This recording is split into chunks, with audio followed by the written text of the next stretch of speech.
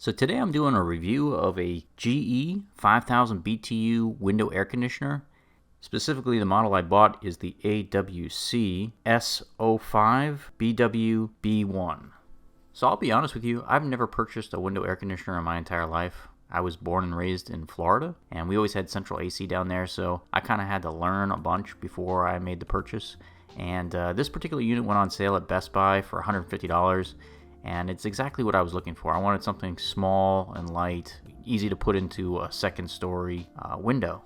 I did read up on them quite a bit in Consumer Reports, and I only considered like the ACs built by the four most reliable brands. Those four brands, I don't remember all of them, but I remember Frigidaire, Danby, and Haier were like 3 out of the 4. This GE is actually manufactured by Haier, so it is one of the most reliable ACs according to Consumer Reports. And the other reason why I bought a GE unit was they market themselves as the most quiet brand of window air conditioners in the United States. And now that I've used this machine for a couple days, I definitely believe it, because this is their like entry-level unit. They make much quieter units than the one I bought. Yet this little 5000 BTU machine is really, really quiet. It was rated at 52 decibels on the Best Buy website. But I downloaded the app for my phone and measured it myself. And on the low setting, I was only measuring about 49 decibels. So it's a little underrated, to be honest. At least either that or I got like an extra special unit on the assembly line, and mine outperforms the other ones. This particular unit is rated at a 11 CEER, which is pretty good. I mean, it's funny is I originally considered getting one of those portable ACs. And if you look at those portable ACs, they're all rated at like efficiency numbers like 6 or 7. So this little window AC with an 11 really impressed me a lot. And the other thing that I like about this particular unit is, according to the website, this only pulls like 425 watts of juice when you turn it on. So that's really low for an air conditioner. I mean, the window unit that I bought downstairs, I think does 725 watts, although that's a 8000 BTU unit versus the 5000 I bought for upstairs. So I recently just moved into a house, and upstairs they had these big old like 12,000 BTU ACs in the windows, and the damn things must weigh like 75 pounds, and it was such a pain in the ass taking them out of the window. I didn't want to go through that again, and like I said, I'm from Florida, so I think I'm used to warmer temperatures than most people here in the Northeast, so I knew the 5000 BTUs was going to be enough for me, and I really love the fact that this particular unit only weighs 36 pounds, so it's literally half as heavy as the one I pulled out that didn't work anymore. And it's also, oh my gosh, you wouldn't believe how much smaller it is sticking out the window. I mean, it's like, 12 inches out of the window instead of like 30. And, you can see the old wooden bracing for how big the old AC unit was compared to the one I put in.